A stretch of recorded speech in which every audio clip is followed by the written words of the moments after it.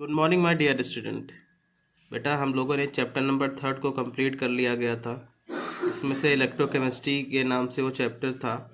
बहुत ही important chapter था तुम्हारे केमिस्ट्री के पॉइंट ऑफ व्यू से और board exam point of view से, क्योंकि वो सिंपल से उसमें क्वेश्चंस आते हैं। बस आपको एक बार प्रैक्टिस कर लेनी है, एनसीईआरटी क्वेश्चंस को सॉल्व कर लेना है। जो भी प्रॉब्लम आए बेटा वो तुरंत पूछोगे मेरे से, ठीक है ना।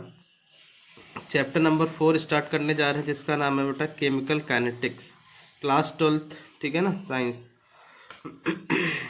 ओके बेटा, तो स्टार्ट करते हैं कि केमिकल काइनेटिक क्या होती है। केमिकल तो आप लोग जानते ही हो बेटा, केमिकल मतलब होता है रिएक्शन। क्या होता है बेटा? रिएक्शन।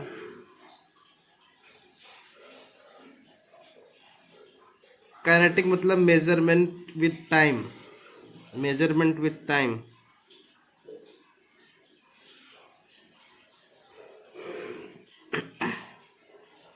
यानी कि हमको रिएक्शन मेज़र करनी है टाइम के रिस्पेक्ट में।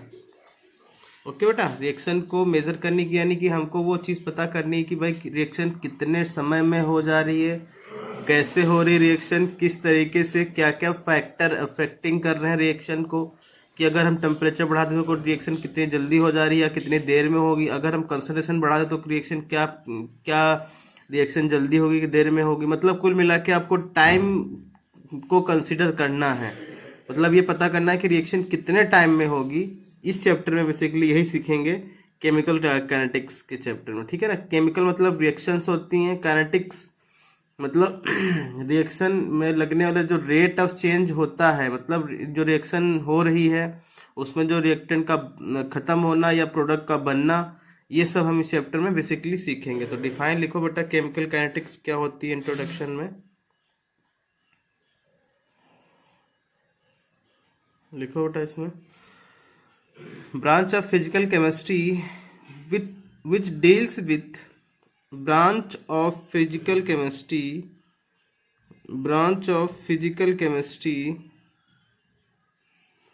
which deals with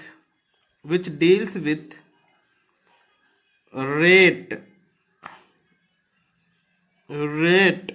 of chemical reaction, which deals with rate of chemical reaction and various factor affecting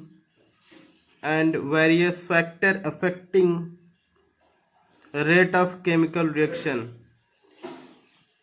and also deals with reaction mechanism is called chemical kinetics, ठीक है बेटा।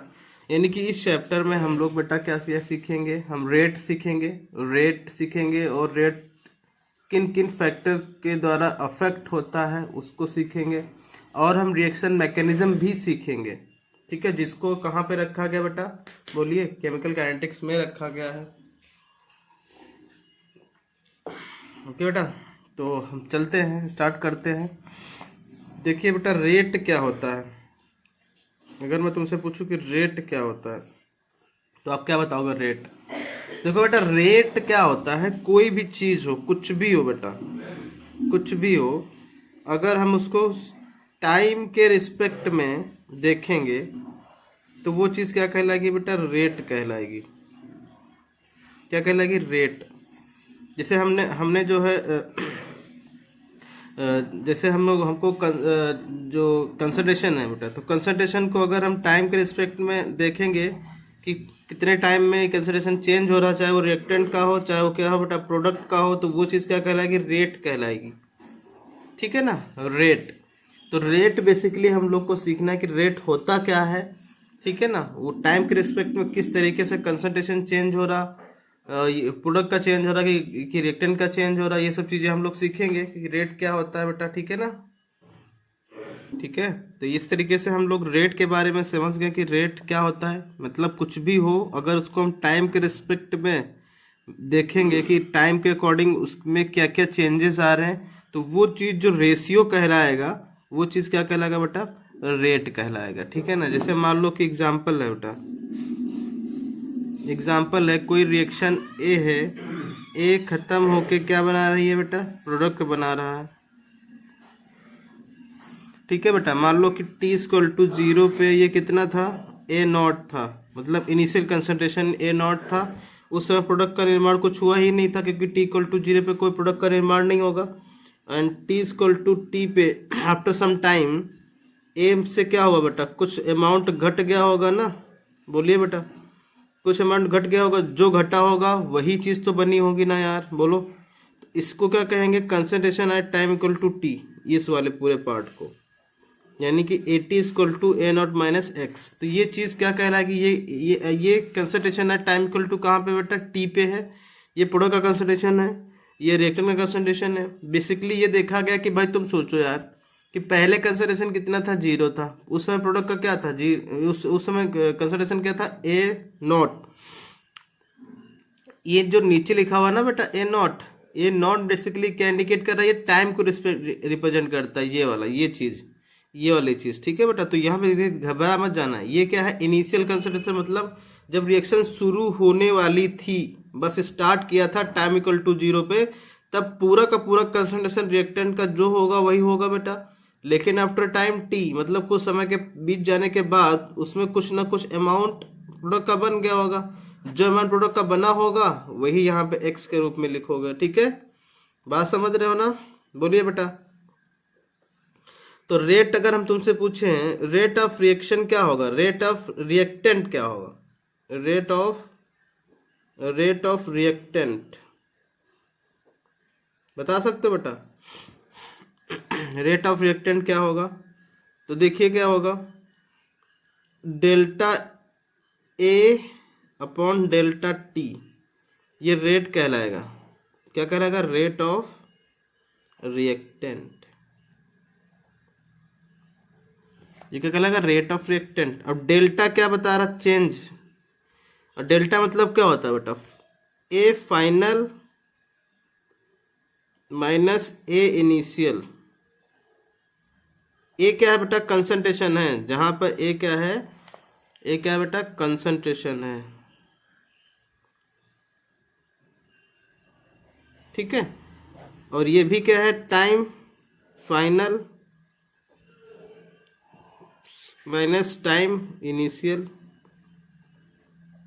बेटा change तो इसे निकालते ना यार, final minus initial upon final minus initial, यही तो चेंज होगा ना। तो रेट देखो क्या होगा, उस समय ए नॉट का रेट कितना था बेटा, बताइए, फाइनल कितना था, ए नॉट माइनस एक्स था, ठीक है ना। तो यहाँ पे फाइनल लिखोगे ए नॉट माइनस एक्स माइनस, और इस समय कितना था बेटा, इनिशियल कितना था, ए नॉट था, अपॉन फाइनल कितना, टी आया, इनिशियल जीरो था। टाइम के रिस्पेक्ट अगर बात करें हम टाइम की, तो ये कैंसिल, ये कैंसिल, तो ये क्या बचा, minus x upon T, this is rate, क्या बेटा, रेट है। ये माइनस साइन क्या इंडिकेट कर रहा है, कि यहाँ पे रिएक्टेंट जो हो रहा बेटा, क्या हो रहा, reactant minus, minus sign indicated reactant concentration decreases, और क्या कह सकते हो बेटा, और बोलिए बेटा, और कंजप्शन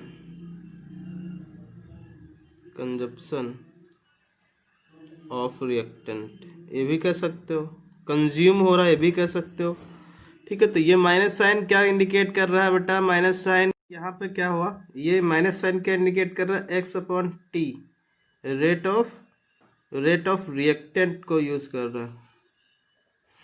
अब अगर रेट ऑफ प्रोडक्ट पूछे तो क्या बताओगे बेटा, रेट ऑफ प्रोडक्ट अगर पूछे तो बता सकते हो, रेट ऑफ प्रोडक्ट बताओ, रेट ऑफ प्रोडक्ट क्या होगा, बोलिए। तो फाइनल माइनस इनिशियल, ठीक है ना। प्रोडक्ट, यहाँ पे प्रोडक्ट लिख लेना बेटा, फाइनल माइनस इनिशियल, यहाँ पे टाइम का भी आ जाएगा बेटा, टाइम ये हो गया किसके लिए, ये हो गया प्रोडक्ट के लिए, ठीक है। और फाइनल माइनस इनिशियल ये किसके लिए होगा बेटा, ये टाइम के लिए हो गया। ओके, तो फाइनल प्रोडक्ट कितना था बेटा, एक्स था, जीरो इनिशियल था, टाइम फाइनल कितना था, टी था, जीरो इनिशियल था। ठीक है, तो यहाँ पे एक्स अपॉन टी आ गया देखो प्लस में। तो ये क्या इंडिकेट कर रहा है बेटा, प्लस साइन इंडिकेट कर रहा है कि कितना प्रोडक्शन हुआ। Plus sign indicate that formation of product. ठीक है बेटा, फॉर्मेशन ऑफ प्रोडक्ट। तो आपको ये चीज़ याद रखना है बेटा कि क्या ये प्लस साइन कहाँ पे लगाओगे, माइनस साइन कहाँ पे लगाओगे बेटा। ठीक है ना, ओके। चलिए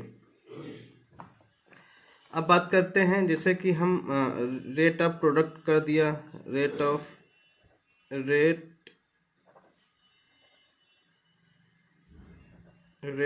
रिएक्टेंट हो गया बेटा, रेट ऑफ प्रोडक्ट हो गया,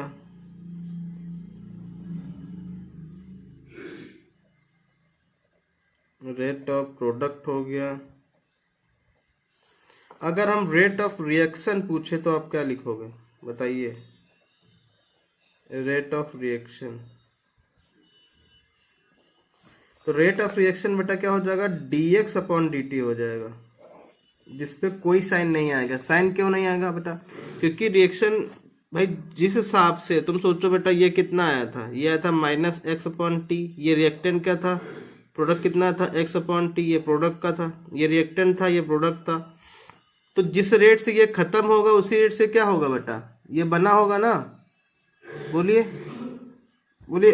तो रिएक्शन का रेट क्या होगा, रिएक्शन का रेट यही तो होगा भाई, जिस रेट से तुम सोचो, जिस रेट से ये खत्म हो रहा होगा उसी रेट से ये बनना होगा। वही जो प्रोसेस होगा वही क्या कहलाएगा, रिएक्शन का रेट कहलाएगा। ये क्या कहलाएगा, रेट ऑफ रिएक्शन कहलाएगा। ठीक है बेटा, तो बात समझ में आ गई। रिएक्शन क्या होगा, रेट, तो रेट बराबर हो जाएगा बेटा क्या, plus minus D X upon T T. This is R O R, this is R O R. ये रेट ऑफ किसका है, रेट ऑफ रिएक्शन है। ओके बेटा, तो आपको बहुत ही तरीके से पढ़ना है, देखना है कि रेट ऑफ रिएक्शन क्या होता है, रेट ऑफ प्रोडक्ट क्या होता है। ठीक है, चलिए। तो जैसे अगर मैं तुमसे पूछूं कि ए से क्या बना बेटा, ए से क्या बना है, पी बना है, तो D minus D A upon D T आएगा ना बेटा। ये क्या आ जाएगा बताइए, minus D A by D T आएगा ना।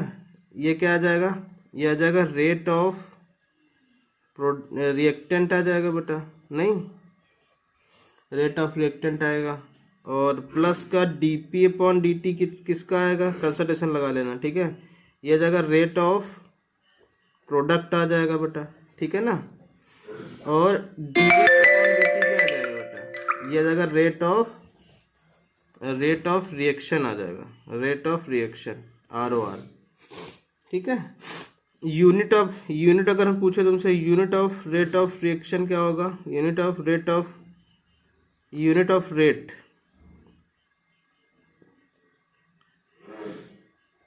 क्या होगा बेटा, कंसंट्रेशन की मोल पर लीटर होती है, और टाइम की सेकेंड होगी, या टाइम सेकेंड लिख दो, तो क्या हो जाएगा, क्या हो जाएगा बेटा, मोल लीटर इनवर्स और सेकेंड इनवर्स या टाइम इनवर्स। ठीक है ना, क्योंकि टाइम सेकेंड है ना, तो यहाँ पे सेकेंड इनवर्स। तो ये यूनिट ऑफ किसकी है बेटा, यूनिट है रेट की। यूनिट ऑफ रेट क्या हो जाएगा, मोल पर लीटर पर सेकेंड। ठीक है ना, या मोल पर लीटर पर टाइम, ये भी हो जाएगा mole litre inverse time inverse. ठीक है बेटा, ये भी कर सकते हो आप। ठीक है, तो इस तरीके से आप लोग रेट के बारे में थोड़ी सी इन्फॉर्मेशन हुई, और कल हम लोग इस पे क्वेश्चंस करेंगे कुछ। ठीक है, तो अच्छे से पहले आपको इसको रीड कर लेना है, अच्छे से पढ़ लेना है कि भाई क्या इसमें क्या डाउट है, क्योंकि ये जो चैप्टर है बेटा, ये आपको सारे चैप्टरों से थोड़ा डिफरेंट है, ये हार्ड भी पड़ेगा, क्योंकि इसमें मैथमेटिक बहुत यूज़ की गई है, हर एक पॉइंट पे मैथमेटिक लगाई गई है। तो मैथमेटिक्स जिनका अच्छा है बेटा वो ये चैप्टर बहुत इजीली से समझ जाएंगे। ओके बेटा, कोई भी डाउट हो तुरंत पूछो, क्योंकि मैं सोच रहा हूँ कि आप इसमें जो क्या डाउट आ रहे हैं वो पहले हमसे पूछोगे, तब मैं आपको जड़ समझ पाऊंगा भाई कि आपको किस तरीके से समझाना है। जैसे माइनस साइन किस में आता है, प्लस साइन किस में आता है, प्लस माइनस दोनों कौन लेके चलता है, रेट ऑफ रिएक्शन डिपेंड नहीं करता है, रेट ऑफ प्रोडक्ट अलग लिखोगे, रेट ऑफ रिएक्शन अलग लिखोगे। ठीक है, बात समझ रहे हो बेटा? तो इस तरीके से आप क्या कर पाओगे, इससे चीज इजीली सीख पाओगे कि भाई किस तरीके से चीजें सिखाई जा रही है सर के द्वारा। और जितना आप इसको इलाबोरेट करके सीखोगे, कि जितना इस पर डिस्कशन करोगे आप कि भाई सर ने किस तरीके से हमको बताया रेट के बारे में, क्योंकि अगर बेटा रेट अगर आप समझ गए ना, तो इस चैप्टर में केवल रेट का ही मतलब चीजें बताई गई, समझाई गई हैं। तो बेटा रेट आपको बहुत ही तरीके से सीखना है, बहुत ही तरीके से सीखना है, बहुत अच्छे तरीके से सीखना है रेट के बारे में, कि रेट कैसे निकाला जाता है, प्रोडक्ट का, रिएक्टेंट का, ठीक है ना, रिएक्शन का रेट। तो अगर रेट के बारे में हम अच्छे से सीख गए हो तो ये चैप्टर में कुछ नहीं बेटा, रेट के रेट ही रेट है। ठीक है ना, तो रेट को आपको बहुत अच्छे से सीखना है। ठीक है, चलिए, थैंक यू।